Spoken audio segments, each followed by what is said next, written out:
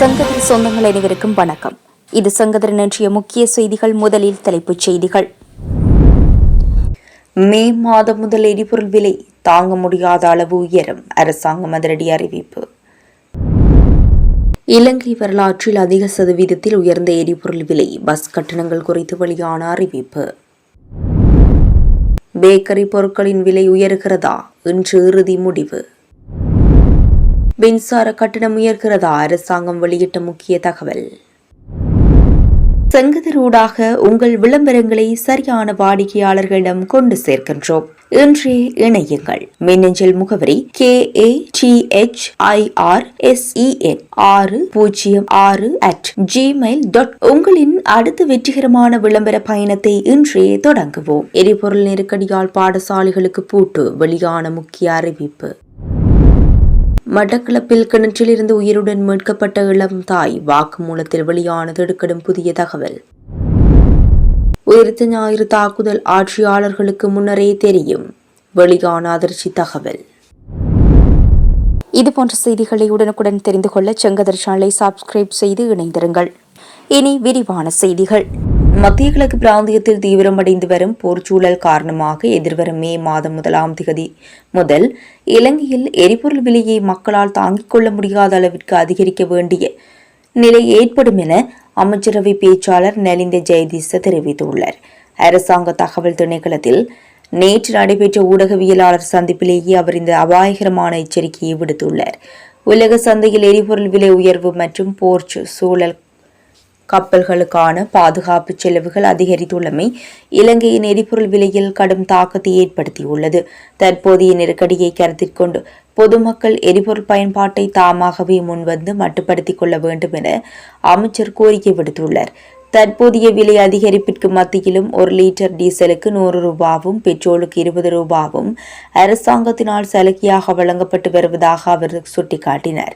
நிலைமை சீராகவிட்டால் மே மாதம் 1ஆம் தேதி மேற்கொள்ளப்படவுள்ள விலை திருத்தத்தின் போது பாரிய விலை உயர்வு தவிர்க்க முடியாததாகிவிடும் என அமைச்சர் மேலும் குறிப்பிட்டார். அடிக்கடி விலைகள் உயர்த்த அரசாங்கம் விரும்பவில்லை என்றாலும் சர்வதேச நெருக்கடிகளால் இவ்வாறான கடினமான முடிவுகளை எடுக்க வேண்டிய கட்டாயம் ஏற்பட்டுள்ளதாக அவர் தெரிவித்தார்.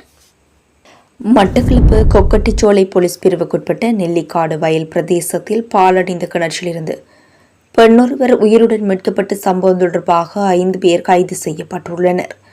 அத்துடன் 2 முச்சக்கர வண்டிகள், கார் மற்றும் மோட்டார் சைக்கிள் போன்ற வாகனங்களும் மீட்கப்பட்டுள்ளதாக தெரிவிக்கப்பட்டுள்ளது.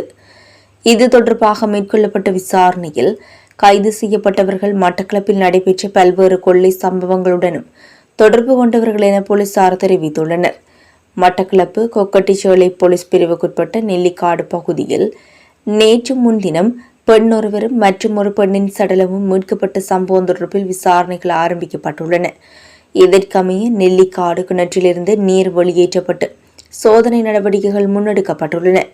சோதனையின் போது கிணற்றினுள் இருந்து வேறு எவ்வித சடலங்களோ மீட்கப்படவில்லை என போலீசாரினால் தெரிவிக்கப்பட்டது. இந்த விடயம் தொடர்பில் கொக்கட்டிச்சோலை, வவுனதீவு மற்றும் வெள்ளாவளி ஆகிய 3 போலீஸ் நிலையங்களும் இணைந்து விசாரணைகளை மேற்கொண்டு வருகின்றன. இதே நேரம் மீட்கப்பட்ட சடலம் வெள்ளாவளி வம்பியடியூற்றினைச் சேர்ந்த 45 வயதுடைய ரவி நலாயினி என்பவருடையதாக இருக்கலாம் என உறவினர்களால் அவரது பாதணிகளை வைத்து அடையாளம் காணப்பட்டுள்ளது. கிணற்றிலிருந்து உயிருடன் மீட்கப்பட்ட பெண் தொடர்பான விசாரணையில் பெண்ணை கடத்தி மயக்க மருந்து கொடுத்து தங்க ஆபரணங்களை கொள்ளையடித்த 3 கைது செய்யப்பட்டுள்ளனர். போலீசாரின் அதிரடி நடவடிக்கையில் 24 மணித்தியாலத்தில் காஞ்சிரம்குடா பகுதியைச் சேர்ந்த கணவன், மனைவி மற்றும் கணவனின் தம்பி உட்பட 3 பேரை வவுனதீவு பகுதியில் வைத்து கைது செய்துள்ளனர். இது தொடர்பாக விசாரணைகளை மேற்கொண்ட நிலையில் சிசிடிவி கேமராவில் பதிவாகிய காணொலி படங்களை பரீட்சித்த போது குறித்த இளம் தாயை ஏற்றிச் சென்ற முச்சக்கர வண்டி மற்றும் அவருடன் வந்த பெண் தொடர்பாக விசாரணைகளை முன்னெடுக்கப்பட்டன. கைது செய்யப்பட்ட கணவன், மனைவி சம்பவ தினமான வியாழக்கிழமை வந்தாறு மூலையில் அவர்களது வீட்டிலிருந்து கொக்கட்டிச்சோலை பகுதிக்கு சென்று பின்னர் ஆயித்தியாமலை பகுதி சென்று திரும்பிக் கொண்டிருந்த போது வவுனதீவு பிரதேச செயலக காரியாலயத்திற்கு முன்னால் குழந்தையுடன் பஸ்ஸுக்கு காத்திருந்த இளம் தாயை கண்டு முச்சக்கர வண்டியை நிறுத்தி ஏற்றிச் சென்றுள்ளனர். இளம் தாயையும் குழந்தையையும் ஏற்றிக்கொண்டு நகரை நோக்கி பிரயாணித்த போது குழந்தையின் ஈடு வைத்த தங்க நகையை மீளப்போவதாக தெரிவித்த தாய் நகரை வந்தடைந்ததும் குழந்தையுடன் இறங்கியுள்ளார். குறித்த பெண் தானும் வருவதாக தெரிவித்து பெண் தொடர்ந்து சென்ற நிலையில் அங்கு அவர் ஈடு வைத்த தங்க நகையை மீட்டு எடுத்துக்கொண்ட பின்னர் மீண்டும் வவுனதீவு போவதாகவும் குறைந்த கட்டணத்தில் கொண்டு சென்று விடுவதாக தெரிவித்துள்ளனர். இதனைத் தொடர்ந்து குறித்த முச்சக்கர வண்டி வலையிறவு பாலத்தை கடந்து தாண்டியடி நோக்கி சென்றபோது குளிர்பான போத்தலை கொடுத்து மயக்கமடைய செய்து அவரது கழுத்தில் கிடந்த 5 பவுன் தாலிக்குடி மற்றும் 1 பவுன் தங்க சங்கிலியை கொள்ளையடித்துள்ளனர். இதன் பின்னர் குழந்தையை கொத்தியாவளி வயல் பகுதியில் இறக்கிவிட்டு குறித்த பெண்ணை பாலடைந்த கிணற்றில் தூக்கி வீசிவிட்டு அங்கிருந்து தப்பி சென்றுள்ளதாகவும் கொள்ளையடிக்கப்பட்ட தங்க ஆபரணங்களை ஈடு வைத்து பணம் பெற்றுள்ளமை தெரியவந்துள்ளது. இதேவேளை குறித்த கிணற்றிலிருந்து சடலமாக மீட்கப்பட்ட பெண்ணையும் இதே பாணியில் அவர்கள் கொலை செய்துள்ளதாக போலீஸ் உயர் அதிகாரி ஒருவர் தெரிவித்துள்ளார். நாட்டில் நிலவும் தற்போதைய சூழ்நிலையை கருத்தில் கொண்டு எரிபொருள் பயன்பாட்டை குறைக்க பாடசாலைகளை மூடுவது குறித்து அரசாங்கம் இதுவரை எந்த முடிவும் எடுக்கவில்லை என்று அமைச்சர் நலிந்த ஜெயதீச தெரிவித்துள்ளார். நாட்டில் ஒரு நாள் அரசாங்க விடுமுறையாக அறிவிக்கப்பட்டுள்ளதுடன் புதன்கிழமைகளில் கல்வி வகுப்புகளை நடத்துவதும் தடை செய்யப்பட்டுள்ளது. இந்நிலையில் ஏப்ரல் 10ஆம் தேதியுடன் தவணைகள் முடிவடைய உள்ளதாகவும் அதுவரை புதன்கிழமைகளில் மட்டும் பாடசாலை இயங்காது என்றும் அமைச்சர் கூறியுள்ளார். சாதாரண தர மற்றும் உயர்தர பரீட்சைகளின் நிச்சயமற்ற தன்மையானது ஆசிரியர்களுக்கும் மாணவர்களுக்கும் மன அழுத்தத்தை ஏற்படுத்தியுள்ளதால் முடிந்தவரை வாரம் முழுவதும் 4 நாட்களும் பாடசாலைகளை நடத்த எதிர்பார்க்கப்படுவதாக அமைச்சர் மேலும் தெரிவித்துள்ளார். அண்மைய டீசல் விலை உயர்வை தொடர்ந்து பஸ் கட்டணங்களில் 10% அதிகமான உயர்வு மதிப்பிடப்பட்டுள்ளது என தேசிய போக்குவரத்து ஆணையம் தெரிவித்துள்ளது. அதன்படி இன்று நடைபெறவுள்ள அமைச்சரவையின் போது இந்த முன்மொழிவுகள் சமர்ப்பிக்கப்பட உள்ளன. அமைச்சரவையின் அனுமதிக்கு அமைய அடுத்த கட்ட நடவடிக்கைகள் மேற்கொள்ளப்படும் என தேசிய போக்குவரத்து ஆணைக்குழுவின் பணிப்பாளர் நிலான் மிராண்டா சுட்டிக்காட்டியுள்ளார். இந்த நிலையில் பஸ் கட்டண திருத்தம் தொடர்பான உத்தியோகபூர்வ அறிவித்தல் கிடைக்காவிடின் போக்குவரத்து நடவடிக்கைகளிலிருந்து விலகுவதற்கு தனியார் பஸ் உரிமையாளர்கள் சங்கம் அறிவித்திருந்தது. அதன்படி தங்களுடன் எந்தவித கலந்துரையாடலும் இதுவரை மேற்கொள்ளப்படவில்லை என தனியார் பஸ் உரிமையாளர்கள் சங்கத்தின் தலைவர் கெம்முனு விஜயரத்ன குறிப்பிட்டார்.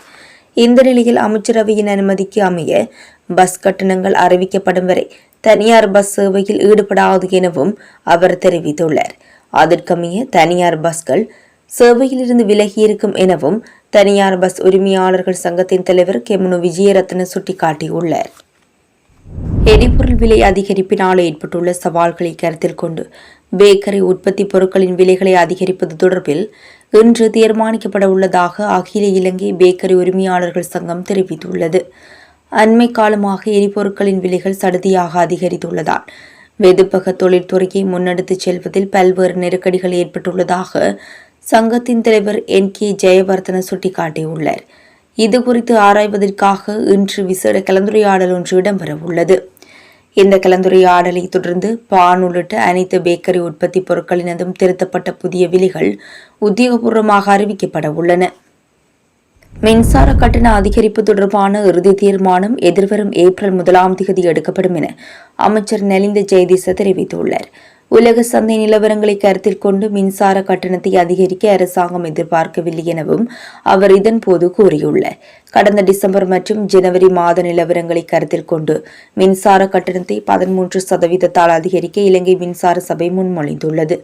அது தொடர்பான இறுதி தீர்மானத்தை ஏப்ரல் 1ஆம் தேதி பொது பயன்பாடுகள் ஆணைக்குழு அறிவிக்கும் என அமைச்சர் தெரிவித்தார். இந்த நிலையில் மார்ச் மாதம் 25ஆம் தேதி வரை மாத்திரமே எரிபொருள் சுத்திகரிப்பு நடவடிக்கைகளை முன்னெடுக்க முடியும் என குறித்த ஊடக சந்திப்பில் கலந்து கொண்ட இலங்கை பெட்ரோலிய கூட்டுத்தாபனத்தின் தலைவர் DJ ராஜகரண தெரிவித்துள்ளார். எதிர்வரும் மார்ச் 24, 25 திகதிகளில் வரவிருந்த கச்சா எண்ணெய் கப்பல் வராமையினாலேயே எரிபொருளுக்கு தட்டுப்பாடு ஏற்பட்டுள்ளது. இதனால் மின்சார உற்பத்திக்கு தேவையான எரிபொருள், எண்ணெய் மற்றும் நெப்தா ஆகியவற்றுக்கு தட்டுப்பாடு ஏற்பட வாய்ப்புள்ளதாக அவர் தெரிவித்துள்ளார். எதிர்வரும் ஏப்ரல் 12, 13ஆம் திகதிகளில் எரிபொருளை தாங்கிய கப்பல்கள் வரவுள்ளன. எனினும் அதில் நெப்தா கொண்டுவரப்படாது எனவும் அதற்கு பதிலாக டீசலை பயன்படுத்த வேண்டிய நிலை ஏற்படும் எனவும் பெட்ரோலிய கூட்டுத்தாபனம் அறிவித்துள்ளது. இந்த நெருக்கடியால் எதிர்வரும் காலங்களில் இரவு நேரங்களில் டீசல் மூலமே மின்சாரம் உற்பத்தி செய்யப்படும் என இலங்கை பெட்ரோலிய கூட்டுத்தாபனத்தின் தலைவர் டிஜே ராஜகர்ண தெரிவித்துள்ளார். முன்னாள் ஆட்சியாளர்களுக்கு தெரிந்தே உயிர்த்த ஞாயிறு தின தாக்குதல்கள் நடத்தப்பட்டனவா என்று சமூக மற்றும் சமய மையத்தின் பணிப்பாளர் அருட்தந்தை ரோஹன் சில்வா கேள்வி எழுப்பியுள்ளார். ஒவ்வொரு ஆண்டும் ஏப்ரல் 21 நெருங்கும் போது உயிர்த்த ஞாயிறு தின தாக்குதல்கள் தொடர்பான நீதி மற்றும் விசாரணைகள் குறித்து சமூகத்தில் ஒருவித பதற்றமும் எதிர்பார்ப்பும் தானாகவே உருவாகின்றது. கடந்த 7 வருடங்களாக விசாரணைகள் இடம்பெற்று வரும் நிலையில் தற்போதைய நகர்வுகள் பல்வேறு கேள்விகளை எழுப்பியுள்ளன. அரச புலனாய்வு பிரிவின் முன்னாள் பணிப்பாளர் சுரேஷ் செலை குறித்து தற்போது பரவலாக பேசப்படுகின்றது. கடந்த காலங்களில் அவரது பெயர் இந்த சம்பவங்களுடன் எவ்விதத்திலும் தொடர்புபடாதவாறு மறைப்பதற்கு பல முயற்சிகள் எடுக்கப்பட்டதாக கூறப்படுகின்றது. சுரேஷ் செலையின் கைதுக்கு சேனல் 4 ஊடகத்தில் அசாத் மௌலானா வெளியிட்ட கருத்துக்களை காரணம் என பலர் கருதுகின்றனர். ஆனால் நீதிமன்றத்தில் சமர்ப்பிக்கப்பட்ட அறிக்கையின்படி இராணுவத்தில் பணியாற்றிய சிலரின் சாட்சியங்களே இந்த தீர்மானம் மிக்க கைதுக்கு முக்கிய ஆதாரமாக அமைந்துள்ளன. முன்னாள் ஜனாதிபதி மைத்திரிபால சிறிசேன உள்ளிட்ட அரசியல் தலைவர்கள் மற்றும் அமைச்சர்கள் உயிர்த்த ஞாயிறு தின தாக்குதல்கள் குறித்து முன்னரே அறிந்திருக்க வாய்ப்புள்ளதாக விமர்சனங்கள் உள்ளன. இவ்வளவு காலம் கழித்து தற்போது உண்மைகள் வெளிவரத் தொடங்கியுள்ளமை குறித்து சமூகம் உன்னிப்பாக கவனித்து வருகின்றது என்றார். இத்துடன் செங்கதிரின் இன்றைய நாளுக்கான பிரதான செய்திகள் நிறைவு பெறுகின்றன. எமது அடுத்த பிரதான செய்திகளை நாளை எதிர்பாருங்கள்.